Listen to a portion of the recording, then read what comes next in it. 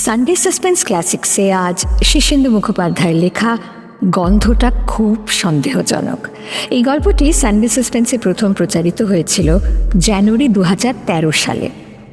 গন্ধটা খুব সন্দেহজনক।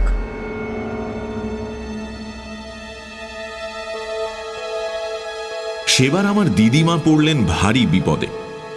দাদামশাই রেল কোম্পানিতে চাকরি করতেন। সে আজ 50 বছর আগেকার কথা। আমার মা তখনও ছোট্ট ইজের পরা খুকি। তখন এত সব শহর নগর ছিল না, লোকজনও এত দেখা যেত না। চারধারে কিছু গাছগাছালি, জঙ্গল টঙ্গল ছিল। সেই রকমই এক নির্জন জঙ্গুলে জায়গায় দাদামশাই বদলি হলেন, উত্তর বাংলায় দোমোহানিতে। মালগাড়ির গার্ড ছিলেন, তাই প্রায় সময় তাকে বাড়ির বাইরে থাকতে হতো। কখনো এক নাগাড়ে 3, 4 কিংবা 7 দিন। তারপর ফিরে এসে হয়তো একদিন মাত্র বাসায় থাকতেন, ফের মালগাড়ি করে চলে যেতেন। আমার মায়েরা 5 বোন আর 4 ভাই। দিদিমা এই মোট 9 জন ছেলে মেয়ে নিয়ে বাসায় থাকতেন। ছেলেমেয়েরা সবাই তখন ছোট ছোট, কাজেই দিদিমার ঝামেলার অন্ত নেই। এমনিতে দোমোহানি জায়গাটা ভারী সুন্দর আর নির্জন স্থান। বেঁটে বেঁটে লিচু গাছে ছাওয়া, পাথরকুচি ছড়ানো রাস্তা, সবুজ মাঠ, কিছু জঙ্গলও ছিল। লোকজন বেশি নয়। একধারে রেলের সাহেবদের পাকা কোয়ার্টার, আর অন্য ধারে রেলের বাবুদের জন্য আধ পাকা কোয়ার্টার। একটা স্কুল ছিল ক্লাস 8 পর্যন্ত। একটা রেলের ইনস্টিটিউট ছিল, যেখানে প্রতি বছর 2-3 বার কেদার রায় বা টিপু সুলতান নাটক হতো। রেলের বাবুরা দল বেঁধে গ্রীষ্মকালে ফুটবল খেলতেন আর শীতকালে ক্রিকেট। বড় সাহেবরা সে খেলা দেখতে আসতেন। মাঝে মাঝে সবাই দল বেঁধে তিস্তা নদীর ধারে বা জয়ন্তিয়া পাহাড়ে চড়ুই ভাতিতেও যাওয়া হতো। ছোট আর নির্জন হলেও বেশ আমোদে জায়গা ছিল এই দোমোহানি। দোমোহানিতে যাওয়ার পরই কিন্তু সেখানকার পুরনো লোকজনেরা এসে প্রায় দাদামশাই আর দিদিমাকে একটা বিষয়ে খুব হুঁশিয়ার করে দিয়ে যেতেন। কেউ কিছু ভেঙে বলতেন না। যেমন স্টোর কিপার অক্ষয় সরকার দাদামশাইকে একদিন বললেন, এই জায়গাটা কিন্তু তেমন ভালো নয় চাটুজ্জে, লোকজন সব বাজিয়ে নেবেন, হুট হাট যাকে তাকে ঘর ধরে ঢুকতে দেবেন না।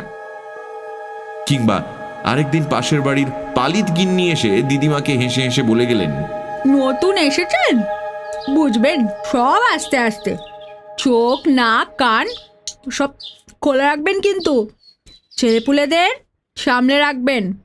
এখানে যারা সব আছে তারা ভালো নয়। দিদিমা ভয় খেয়ে বললেন, কাদের কথা বলছেন দিদি?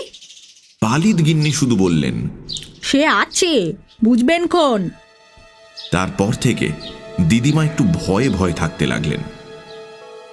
একদিন হলো কি, পুরনো ঝি সুখিয়ার দেশ থেকে চিঠি এলো যে তার ভাসুরপোর খুব বেমার হয়েছে, তাই তাকে যেতে হবে। 1 মাসের ছুটি নিয়ে সুখিয়া চলে গেল। দিদিমা নতুন ঝি খুঁজছেন।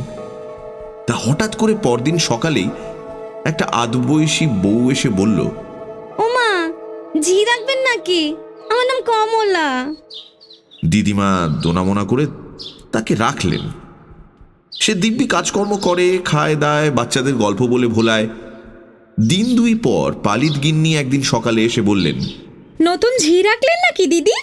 কই দেখি তাকে। দিদিমা ডাকতে গিয়ে দেখেন কলতলায় এঁটো বাসন ফেলে রেখে ঝি কোথায় হাওয়া হয়ে গেছে। অনেক ডাকাডাকিতেও পাওয়া গেল না। পালিত গিন্নি মিচকি হেসে হেসে বললেন, ওদের ওই রকমই ধারা। ঝিটার নাম কি বলুন তো? দিদিমা বললেন, কমলা। পালিত গিন্নি মাথা নেড়ে বললেন, চিনি, হালদার বাড়িতেও ওকে রেখেছিল।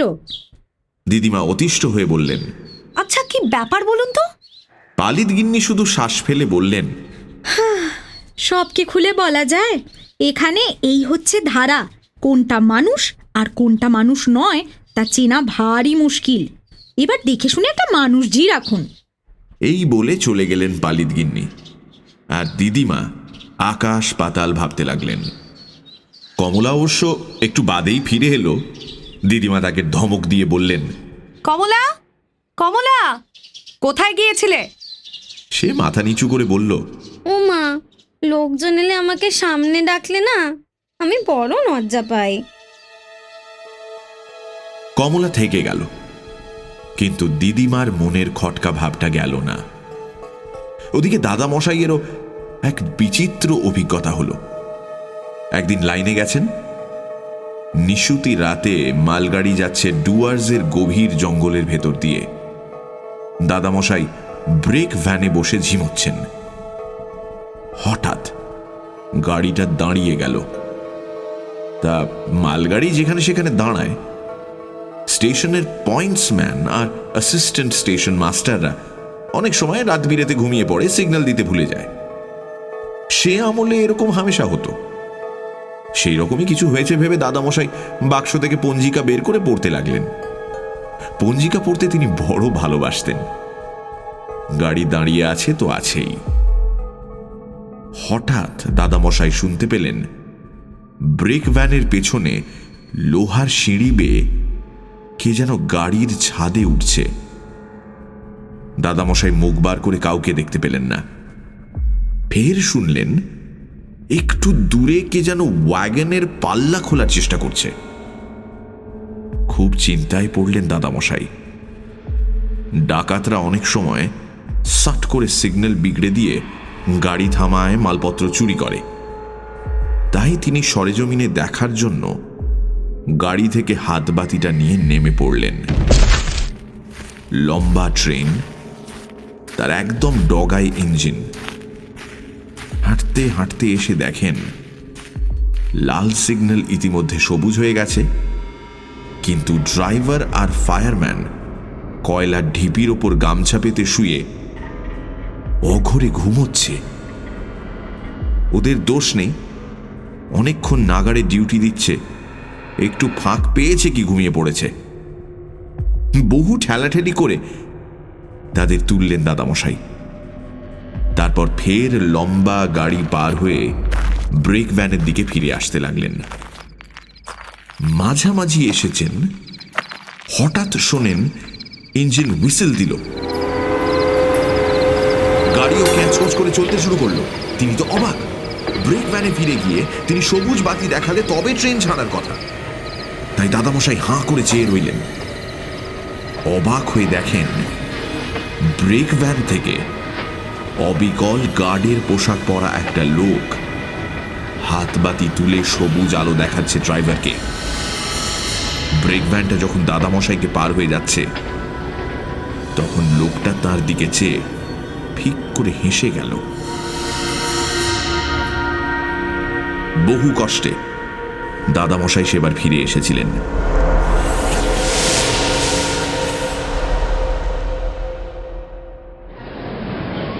সেবার ম্যাজিশিয়ান প্রফেসর ভট্টাচার্য চা বাগানগুলোতে ঘুরে ঘুরে ম্যাজিক দেখিয়ে দোমোহানিতে এসে পৌঁছলেন। তিনি এলেবেলে খেলা দেখাতেন, দড়ি কাটার খেলা, তাসের খেলা, আগুন খাওয়ার খেলা। তা দোমোহানির মতো গঞ্জ জায়গায় সেই খেলা দেখতেই লোক ভেঙে পড়ল। ভট্টাচার্য স্টেজের উপর দাঁড়িয়ে প্রথম দৃশ্যে একটু বক্তৃতা করছিলেন, হাতে ম্যাজিকের ছোট্ট কালো লাঠি। বলছিলেন, ম্যাজিক মানেই হচ্ছে হাতের কৌশল, মন্ত্রতন্ত্র নয়। আপনারা যদি কৌশল ধরে ফেলেন তাহলে দয়া করে চুপ করে থাকবেন, কেউ যেন স্টেজে টর্চের আলো ফেলবেন না, ইত্যাদি। এইসব বলছেন, ম্যাজিক তখনও শুরু হয়নি। হঠাৎ দেখা গেল তার হাতের লাঠিটা হঠাৎ হাত থেকে শূন্যে উঠে ডিগবাজি খেল, তারপর আবার আস্তে আস্তে ফিরে গেল ম্যাজিশিয়ানের হাতে। প্রথমে এই আশ্চর্য খেলা দেখে সবাই প্রচন্ড হাততালি দিল, কিন্তু প্রফেসর ভট্টাচার্য খুব গম্ভীর হয়ে গেলেন। এর পরের খেলা, ব্ল্যাকবোর্ডে দর্শকেরা চক দিয়ে যা খুশি লিখবেন, আর প্রফেসর ভট্টাচার্য চোখ বাঁধা অবস্থায় তা বলে দেবেন। কিন্তু আশ্চর্য, প্রফেসর ভট্টাচার্যের এই খেলাটা মোটেই সেরকম হলো না। দর্শকরা কে গিয়ে ব্ল্যাকবোর্ডে লিখবেন এ নিয়ে এ ওকে ঠেলছেন, প্রফেসর ভট্টাচার্য চোখের উপর ময়দার লেচি আর কালো কাপড় বেঁধে দাঁড়িয়ে সবাইকে বলছেন, চলে আসুন, সংকোচের কিছু নেই, আমি বাঘ ভাল্লুক নই, আরে আসুন আসুন, ইত্যাদি। সে সময় হঠাৎ দেখা গেল টেবিলের উপর রাখা চকের টুকরোটা নিজে থেকেই লাফিয়ে উঠল, শূন্যে ভেসে গিয়ে ব্ল্যাকবোর্ডের উপর লিখতে লাগল, professor Bhattacharya is the best magician of the world. এই অসাধারণ খেলা দেখে দর্শকরা ফেটে পড়ল উল্লাসে, আর ভট্টাচার্য কাঁদো কাঁদো হয়ে চোখ বাঁধা অবস্থায় বলতে লাগলেন, কি হয়েছে, কি হয়েছে? এবং তারপর তিনি আরো গম্ভীর হয়ে গেলেন। আগুন খাওয়ার খেলাতেও আশ্চর্য ঘটনা ঘটালেন তিনি। কথা ছিল মশাল জেলে সেই মশালটা মুখে পুরে আগুনটা খেয়ে ফেলবেন, তাই করলেন। কিন্তু তারপরই দেখা গেল ভট্টাচার্য হাঁ করতেই তার মুখ থেকে সাপের জিভের মতো আগুনের হলকা বেরিয়ে আসছে। পরে তাসের খেলা যখন দেখাচ্ছেন তখনও দেখা গেল কথা বলতে গেলেই আগুনের হলকা বেরোয়। দর্শকরা দাঁড়িয়ে উঠে সাধুবাদ দিতে লাগলো, কিন্তু ভট্টাচার্য খুব কাঁদো কাঁদো মুখে 4-5-7 গ্লাস জল খেতে লাগলেন ওই স্টেজের উপর দাঁড়িয়েই। তবু হাঁ করলেই আগুনের হলকা বেরোয়। তখনকার মফস্বল শহরের নিয়ম ছিল, বাইরে থেকে কেউ এরকম খেলা টেলা দেখাতে এলে তাকে কিংবা তার দলকে বিভিন্ন বাসায় সবাই আশ্রয় দিতেন। প্রফেসর ভট্টাচার্য আমাদের মামার বাড়িতে উঠেছিলেন। রাতে খেতে বসে দাদামশাই তাকে বললেন, আপনার খেলা গণপতির চেয়েও ভালো, অতি আশ্চর্য খেলা। ভট্টাচার্য বললেন, হ্যাঁ, অতি আশ্চর্য খেলা, আমি এরকম আর দেখিনি। দাদামশাই অবাক হয়ে বললেন, সে কি, তো আপনি দেখালেন? ভট্টাচার্য আমতা আমতা করে বললেন, তা বটে, হ্যাঁ আমি তো দেখালাম, আশ্চর্য। তাকে খুবই বিস্মিত মনে হচ্ছিল।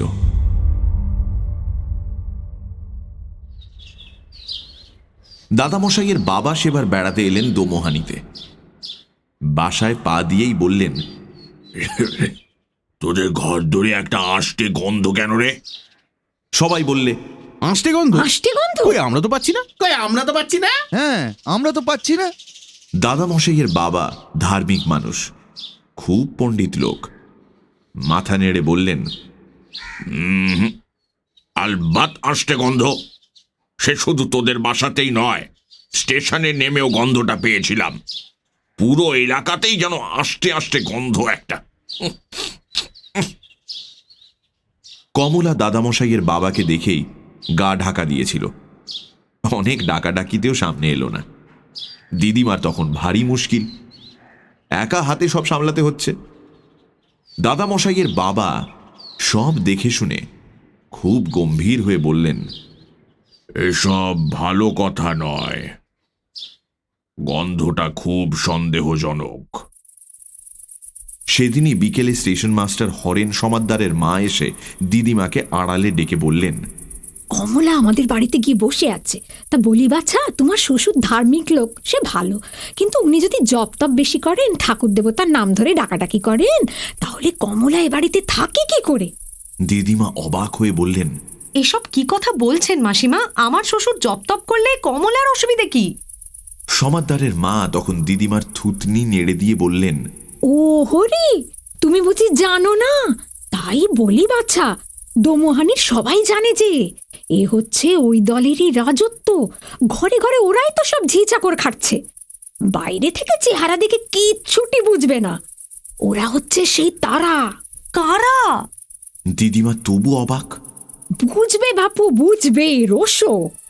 বলে সমাদ্দারের মা চলে গেলেন। তা কথাটা মিথ্যে নয়। দোমোহানিতে তখন ঝি চাকর কিংবা কাজের লোকের বড় অভাব। ডুয়ার্সের ম্যালেরিয়া, কালাজ্বর, মশা আর বাঘের ভয়ে কোনো লোক সেখানে যেতে চায় না। যাদের না গিয়ে উপায় নেই তারাই যায়, আর গিয়েই পালাই পালাই করে।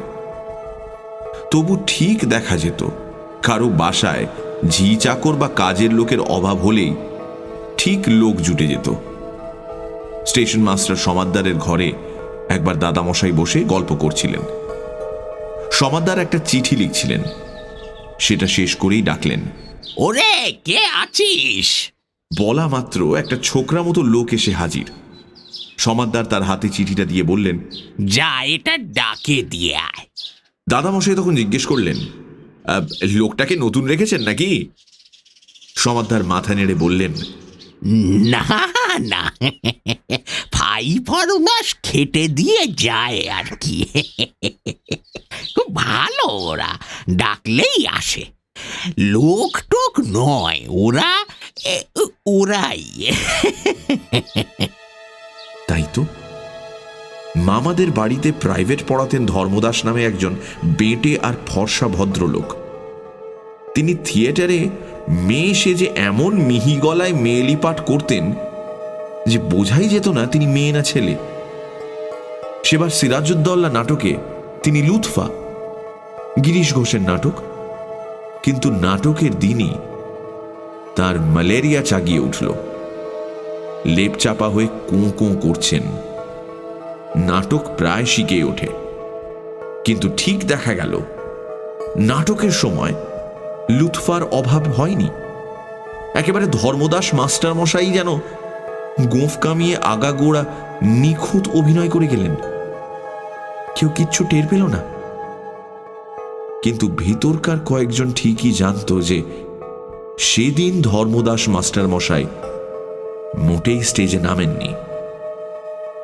নাটকের শেষে দাদামশাই সমাদ্দার মশাইয়ের সঙ্গে ফিরে আসছিলেন। বললেন, দেখলেন কেমন কার্যোদ্ধার হয়ে গেল? একটু খোনা সুরও কেউ টের পায়নি। দাদামশাই তখন চেপে ধরলেন সমাদ্দারকে। মশাই, রহস্যটা কি একটু খুলে বলবেন? সমাদ্দার হেসে সাতখানা হয়ে বললেন, সবই তো বোঝেন মশাই। একটা নীতি কথা বলে রাখি, সদ্ভাব রাখলে সকলের কাছ থেকেই কাজ পাওয়া যায়। কেমন? কথাটা খেয়াল রাখবেন। মামাদের মধ্যে যারা একটু বড় তারা বাইরে খেলে বেড়াতো। মা আর বড় মাসি তখন কিছু বড় হয়েছে। অন্য মামা মাসিরা তখন নাবালক নাবালিকা। মার বড় লুডো খেলার নেশা ছিল, তো মা আর মাসি রোজ দুপুরে লুডো পেড়ে বসত, তারপর ডাক দিত, ওরে আয় রে। অমনি টুক করে কোথা থেকে মায়ের বয়সী দুটো মেয়ে হাসি মুখে লুডো খেলতে বসে যেত। মামাদের মধ্যে যারা বড় হয়েছে সেই বড় আর মেজো মামা যেত বল খেলতে। দুটো পার্টিতে প্রায় ছেলে কম পড়ত। ছোট জায়গা তো, বেশি লোকজন ছিল না, কিন্তু কম পড়লেই মামারা ডাক দিত, কে খেলবি আয়। অমনি 4-5 জন এসে হাজির হতো, মামাদের বয়সী ছেলে। খেলা কিন্তু খুব জমিয়ে দিত তারা। এই খেলা নিয়েই আর একটা কাণ্ড হলো একবার। দোমোহানির ফুটবল টিমের সঙ্গে এক চা বাগানের টিমের ম্যাচ। চা বাগান থেকে সাঁওতাল, আদিবাসী, দুর্দান্ত চেহারার খেলোয়াড় সব এসেছে। দোমোহানির বাঙালি টিম জুত করতে পারছে না। হঠাৎ দোমোহানির টিম খুব ভালো খেলা শুরু করলো। দুটো গোল শোধ দিয়ে আরো একখানা দিয়েছে। এমন সময় চা বাগান টিমের ক্যাপ্টেন খেলা থামিয়ে রেফারিকে বলল, ওরা 12 জন খেলছে। রেফারি গুনে দেখলেন, না, 11 জনই। ফের খেলা শুরু হতে একটু পরে রেফারি খেলা থামিয়ে দোমোহানির ক্যাপ্টেনকে ডেকে বললেন, তোমাদের টিমে 4-5 জন এক্সট্রা লোক খেলছে। দুর্দান্ত সাহেব রেফারি। সবাই ভয় পায়। দোমোহানির ক্যাপ্টেন বুক ফুলিয়ে বলল, হ্যাঁ, গুনে দেখুন। 1 2 3 4 5 6 7 8 9 10 11 that's all. রেফারি গুনে দেখে আহম্বক। 11 জনই। দোমোহানির টিম আরো 3টে গোল দিয়ে দিয়েছে। রেফারি আবার খেলা থামিয়ে ভীষণ রেগে চেঁচিয়ে বললেন, There are at least 10 extra men in this team. দর্শকদেরও তাই মনে হয়েছে। গুনে দেখা যায় 11 জন, কিন্তু খেলা শুরু হতেই যেন ঘাসের বুকে লুকিয়ে থাকা কিংবা বাতাসের মধ্যে মিলিয়ে থাকা সব খেলোয়াড় পিল পিল করে নেমে পড়ে মাঠের মধ্যে। রেফারি দোমোহানি টিমকে লাইন আপ করিয়ে সকলের মুখ ভালো করে দেখে বললেন, শেষ 3টে গোল যারা করেছে তারা কই? তাদের তো দেখছি না। একটা কালো ঢেঙা ছেলে, একটা বেটে আর ফর্সা, আর একটা স্বরের মতো। কই তারা? দোমোহানির ক্যাপ্টেন মিনমিন করে সাফাই গাইল। তাতে রেফারি আরো রেগে টং। চা বাগানের টিমও ভ্যাবাচাকা খেয়ে হাঁপসে পড়েছে, কিন্তু কেউ কিচ্ছু বুঝতে পারছে না। খেলা অবশ্য বন্ধ হয়ে গেল। দাদামশাইয়ের বাবা লাইনের ধারে দাঁড়িয়ে খেলার হালচাল দেখে বললেন, আবার সেই গন্ধ। এখানেও একটা রহস্য আছে, বুঝলে সমাদদার? স্টেশন মাস্টার সমাদদার পাশেই ছিলেন। বললেন, ব্যাটারা একটু বাড়াবাড়ি করে ফেলেছে।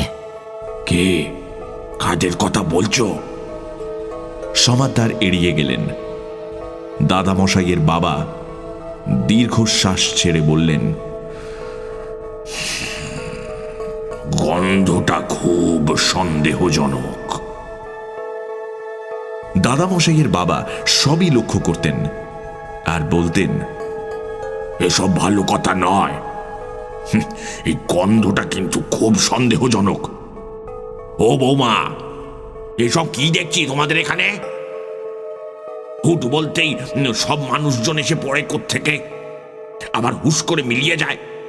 কাল মাঝরাতে উঠে একটু তামাক খাওয়ার ইচ্ছে হলো, উঠে বসে কেবলমাত্র আপন মনে বলেছি একটু তামাক খাই, অমনি একটা কে যেন বলে উঠলো, এই যে বাবু মশাই, তামাক সেজে দিচ্ছি। অবাক হয়ে দেখি সত্যি একটা লোক কলকে ধরিয়ে এনে উকোয় বসিয়ে দিয়ে গেল। এরা সব কারা? দিদিমা আর কি উত্তর দেবেন, চুপ করে থাকেন। দাদামশাইও বেশি উচ্চবাচ্য করেন না, বোঝেন সবই। কিন্তু দাদামশাইয়ের বাবা কেবলই চারধারে বাতাস শুঁকে শুঁকে বেড়ান আর বলেন, না, এ ভালো কথা নয়। এ গন্ধটা খুব সন্দেহজনক। মা প্রায়ই তাঁর দাদুর সঙ্গে বেড়াতে যেতেন। রাস্তাঘাটে লোকজন কারুর সঙ্গে দেখা হলে তারা সব প্রণাম বা নমস্কার করে সম্মান দেখাতো দাদামশাইয়ের বাবাকে। কুশল প্রশ্ন করত, কেমন আছেন জিজ্ঞেস করত। কিন্তু দাদামশাইয়ের বাবা বলতেন, দাঁড়াও বাপু, আগে তোমাকে ছুঁয়ে দেখি, গায়ের গন্ধ শুঁকি, তারপর কথাবার্তা। এই বলে তিনি যাদের সঙ্গে দেখা হতো তাদের গা টিপে দেখতেন, শুঁকতেন, তারপর নিশ্চিন্ত হলে কথাবার্তা বলতেন। তার দোষ দেওয়া যায় না। সেই সময় দোমোহানিতে রাস্তাঘাটে বা হাটে বাজারে যেসব মানুষ দেখা যেত তাদের 12 আনাই নাকি সত্যিকারের মানুষ নয়। তা নিয়ে অবশ্য কেউ মাথা ঘামাতো না, সকলেরই অভ্যেস হয়ে গিয়েছিল। অভ্যেস জিনিসটাই ভারী অদ্ভুত। যেমন বড় মামার কথা বলি। দোমোহানিতে আসবার অনেক আগে থেকেই তার ভারী ভয় ছিল। তারও দোষ দেওয়া যায় না, ওই বয়সে ভূতের ভয় কারি বা না থাকে। তার কিছু বেশি ছিল। সন্ধ্যের পর ঘর থেকে বেরোতে হলেই তার সঙ্গে কাউকে যেতে হতো। দোমোহানিতে আসবার অনেক পরেও সে অভ্যেস যায়নি। একদিন সন্ধেবেলা বসে ধর্মদাস মাস্টার মশাইয়ের কাছে পড়ছেন একা। বাড়ির সবাই পাড়া বেড়াতে গেছে। ঠিক সেই সময় তার বাথরুমে যাওয়ার দরকার হলো। মাস্টার মশাইকে তো আর বলতে পারেন না, আপনি আমার সঙ্গে দাঁড়ান। তাই বাধ্য হয়ে ভিতর বাড়িতে এসে অন্ধকারকে উদ্দেশ্য করে বললেন, এই শুনছিস? অমনি একটা সমবয়সী ছেলে এসে দাঁড়ালো। কি বলছো? আমি একটু বাথরুমে যাব, আমার সঙ্গে একটু দাঁড়াবি চল তো। সেই শুনে ছেলেটা তো হেসে কুটিপাটি বলল, দাঁড়াবো কেন? তোমার কিসের ভয়? হ্যাঁ? বড় মামা ধমক দিলেন, এই ফ্যাচ ফ্যাচ করিস না, দাঁড়াতে বলেছি দাঁড়াবি। ছেলেটা অবশ্য দাঁড়ালো। বড় মামা বাথরুমে কাজ সেরে এলে ছেলেটা বলল, কিসের ভয় বললে না? বড় মামা গম্ভীর হয়ে বললেন, ভূতের। ছেলেটা হাসতে হাসতে বাতাসে মিলিয়ে গেল।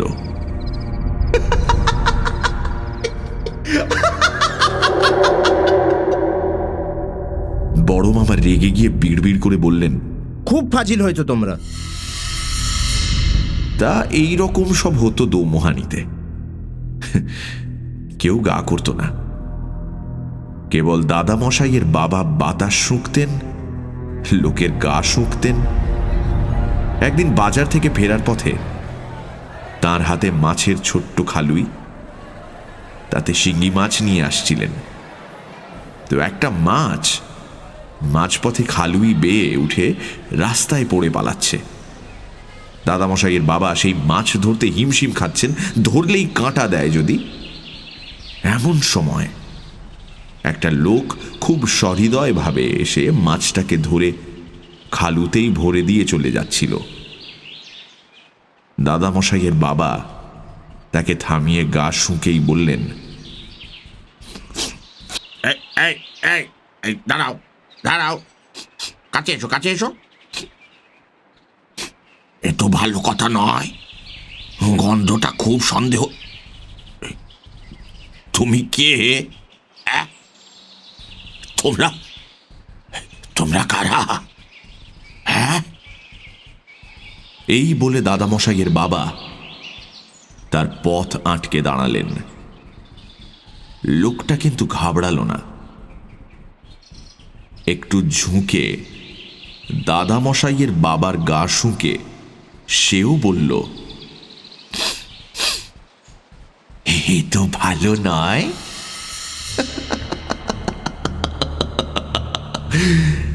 গন্ধটা বেশ সন্দেহজনক। আপনি কে বলুন তো? কে?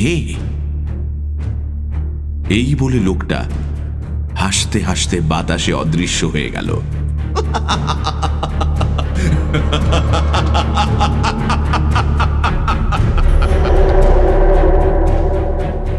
দাদামশাইয়ের বাবা আর গন্ধের কথা বলতেন না। একটু গম্ভীর থাকতেন ঠিকই, ভূতের অপমানটা তার প্রেস্টিজে খুব লেগেছিল।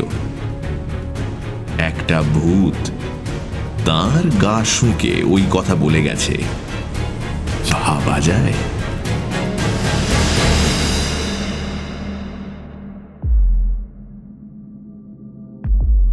সানডে সাসপেন্স ক্লাসিক্সে আজ শুনছিলেন গন্ধটা খুব সন্দেহজনক, রচনা শীর্ষেন্দু মুখোপাধ্যায়।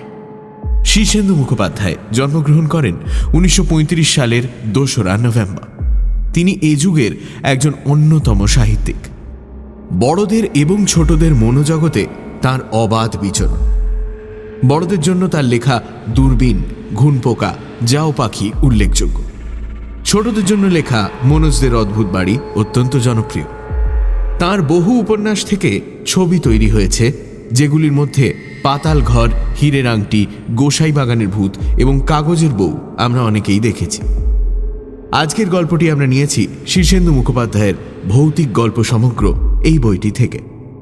গল্প পাঠ এবং অন্যান্য কয়েকটি চরিত্রে মীর, দিদিমা রিয়া, পালিত গিন্নি শ্রী, কমলা, শাওনি, সমাদদারের মা ইন্দ্রাণী, সমাদদার সাহেব রেফারি দীপ, মামা পুষ্পল, সহযোগিতায় মনুশ্রী, শব্দগ্রহণ, আবহ সঙ্গীত এবং স্পেশাল এফেক্টসে রিচার্ড, প্রচার অলঙ্করণ গ্রিনিং ট্রি, সমগ্র পরিকল্পনা ও পরিচালনায় ইন্দ্রাণী।